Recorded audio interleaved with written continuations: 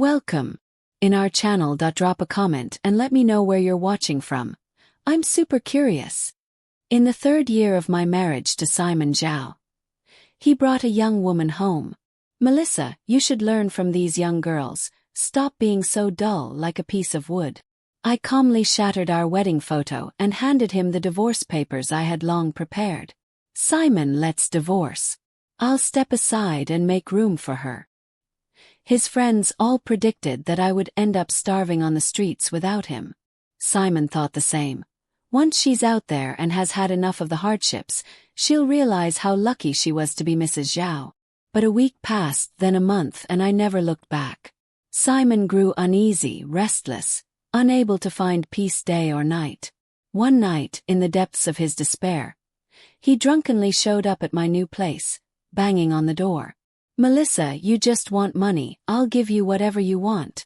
The door opened to reveal a stranger, shirtless, wearing only sleep pants, with fresh scratch marks on his torso.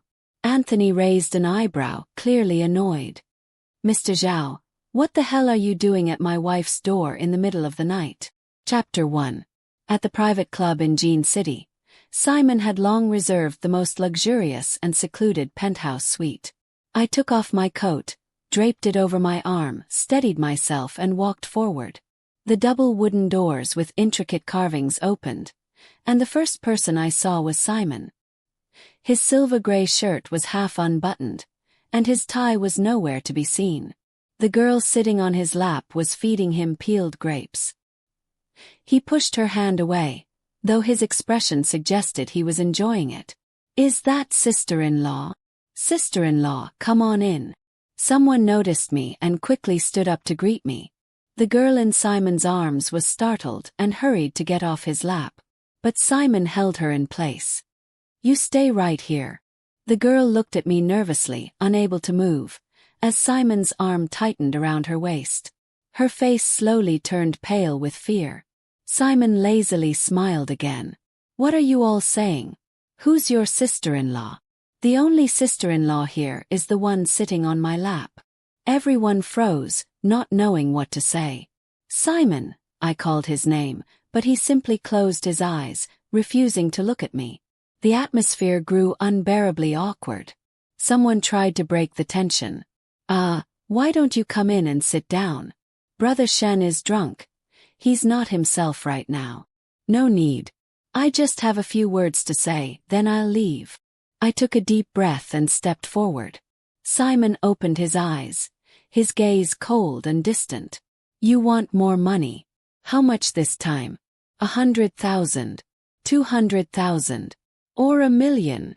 Chapter 2. The room fell silent. For a moment I really wanted to turn around and leave. But the last bit of reason held me in place.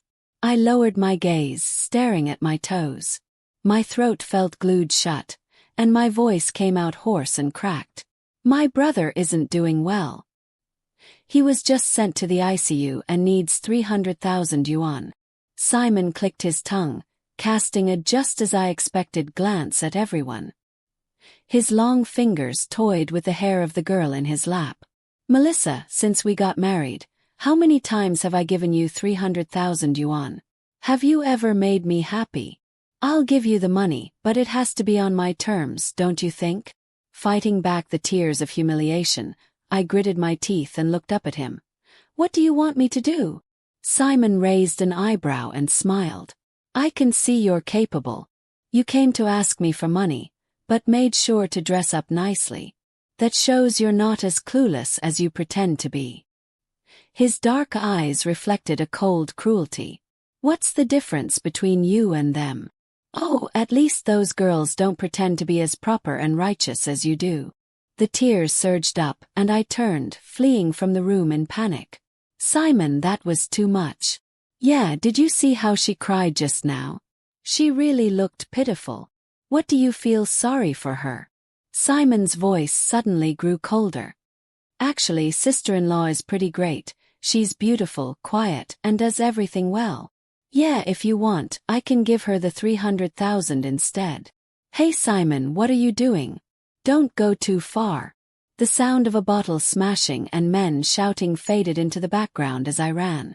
When I reached the elevator, I collapsed against the wall, utterly drained, and the tears finally fell like rain. Chapter 3.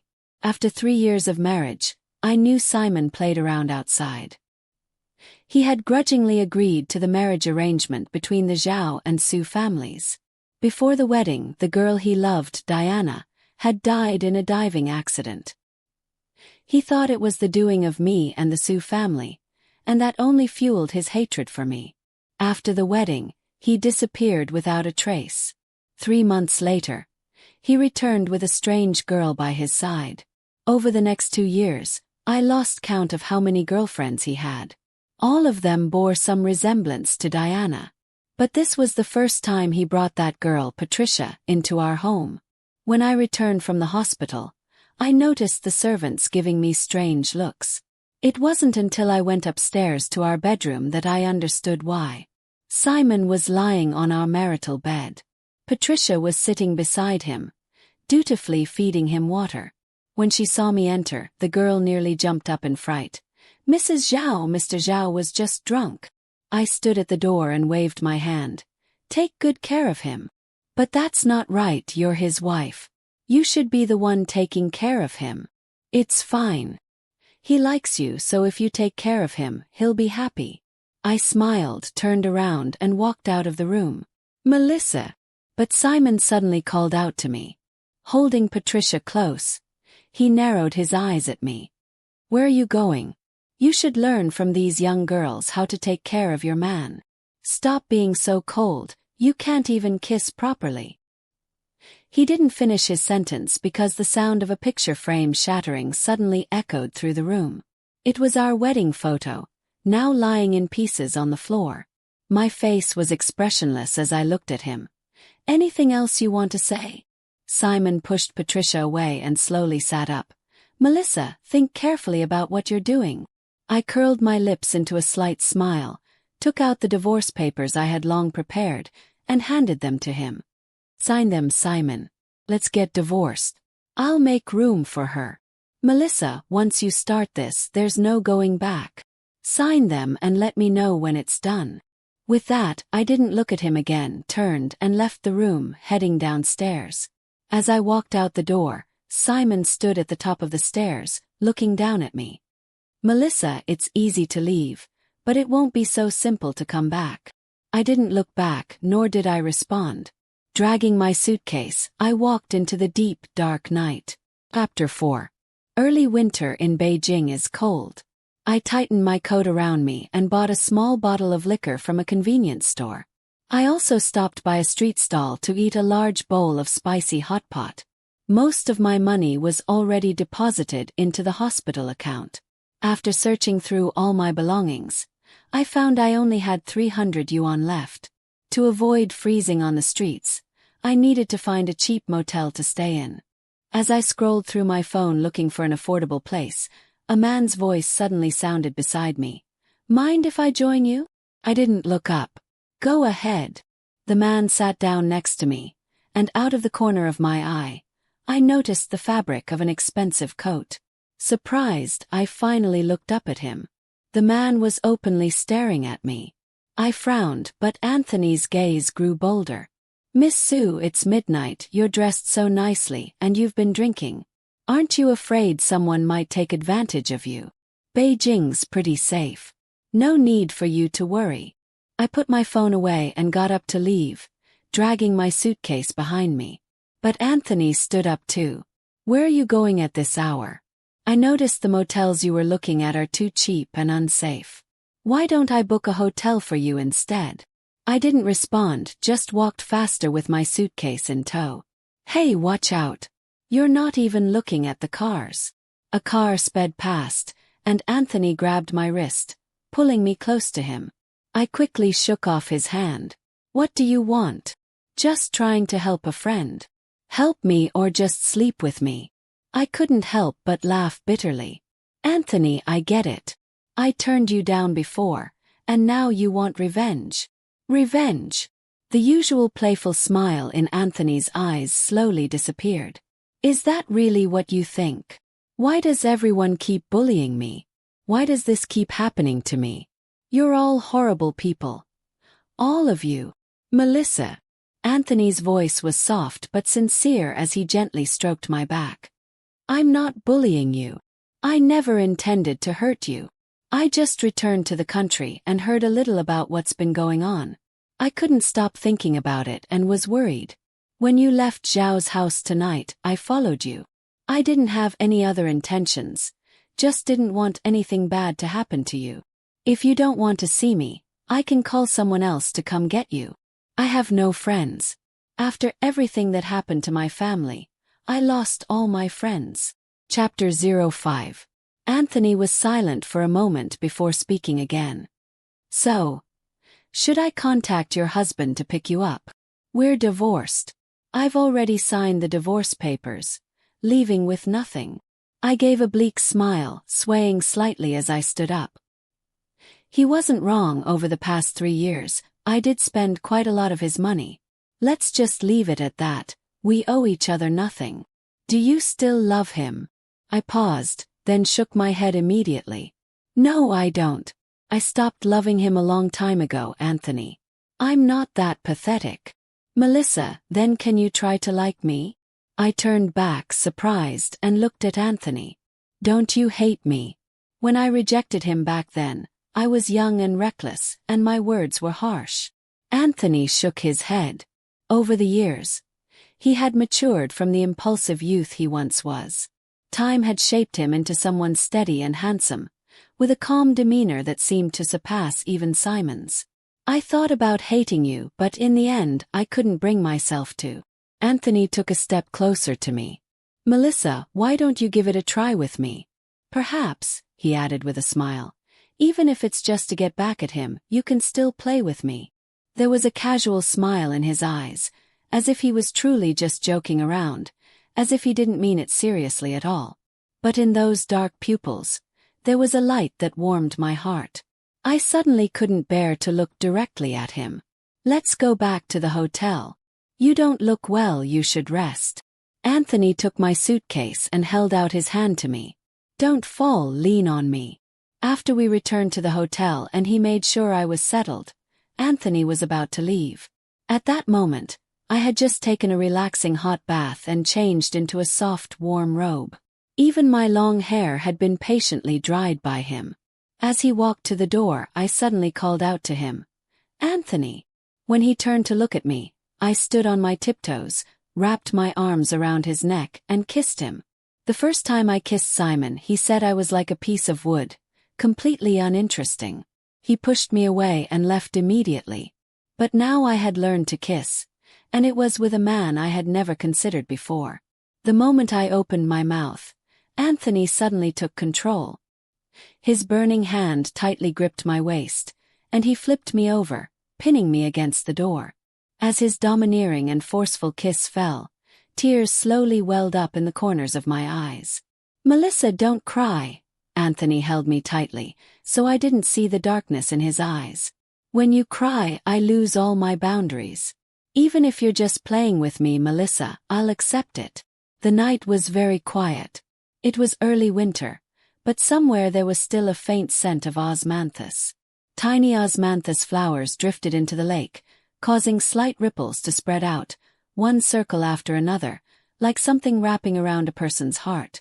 Anthony was utterly overwhelmed by the unexpected turn of events that he had never dared to imagine. Tightly wound threads seemed to constrict his heart, cutting into his flesh. It hurt, but it felt exhilarating. He held Melissa like that, holding her very, very tightly. His face buried in her neck, his eyes burning, and even his tear ducts ached with the pressure. Melissa.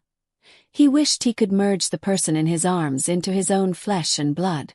But in the end, all he could do was tremble as he asked in a low, hoarse voice by her ear, "Does it still hurt?" Melissa continued to cry silently. Anthony kissed her wet eyelids again. "Then I'll leave. Please don't cry anymore, okay?" But Melissa shook her head and held onto his waist even tighter.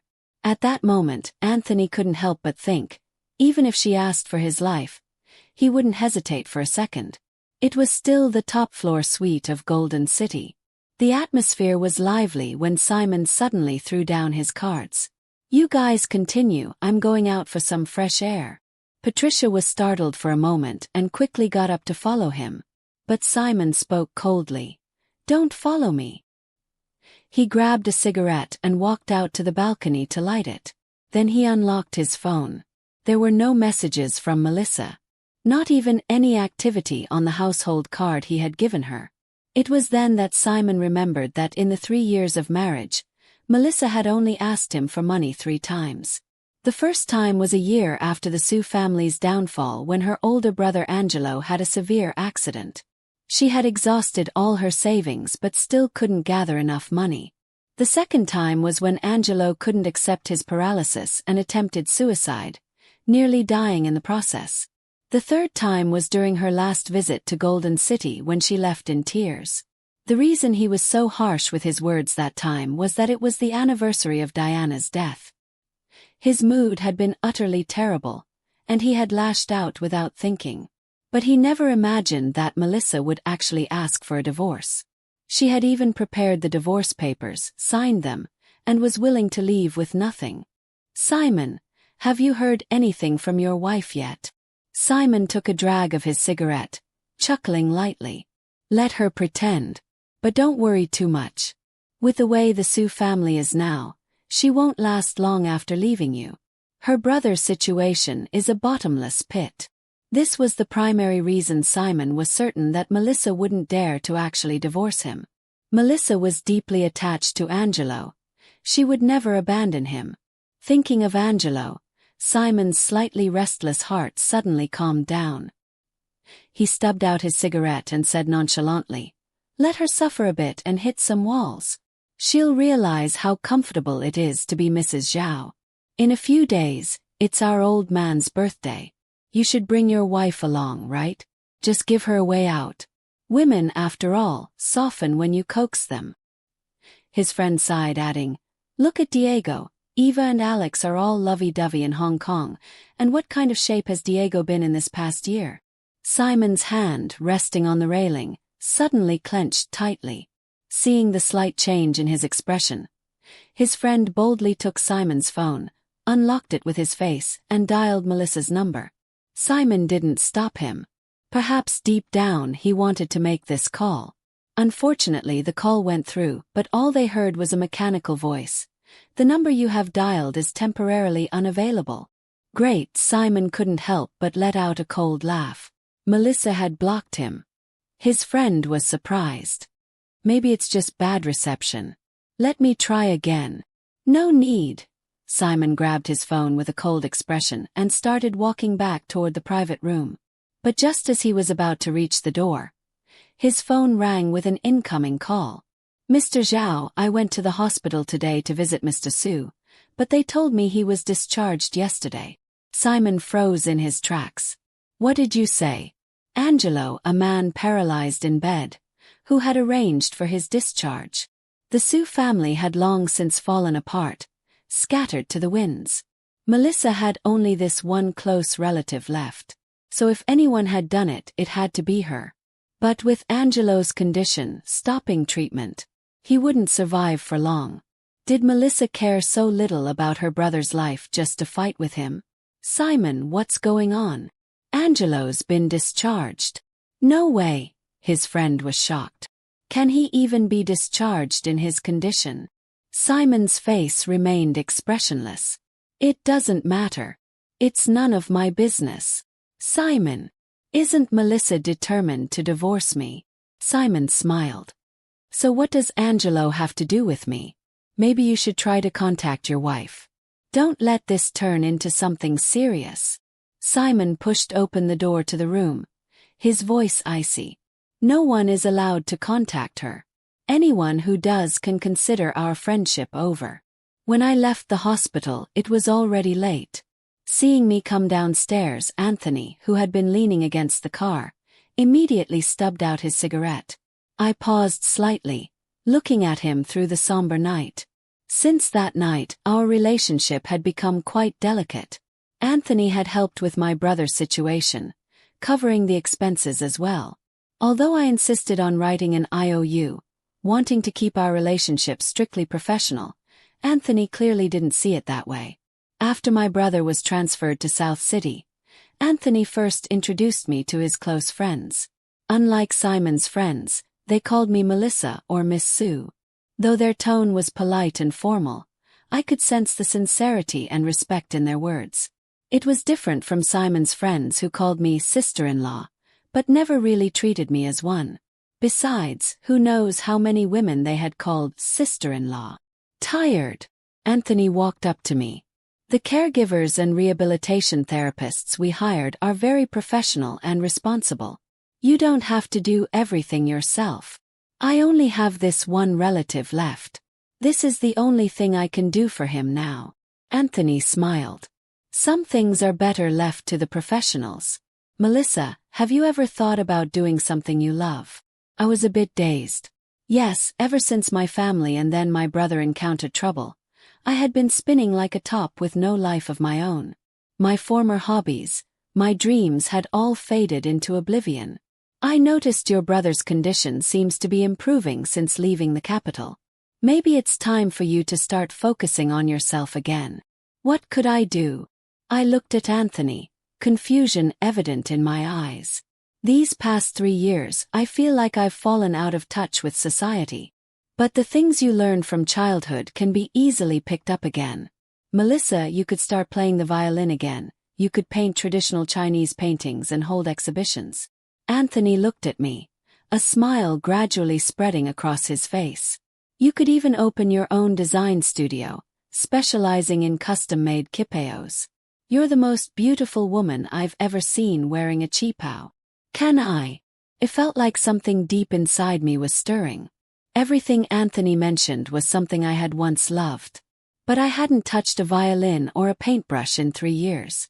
After getting married, I had wanted to work and earn money, but Simon wouldn't allow it. It was as if he was determined to trap me in the Zhao family forever under his control, dependent on his whims. Why not?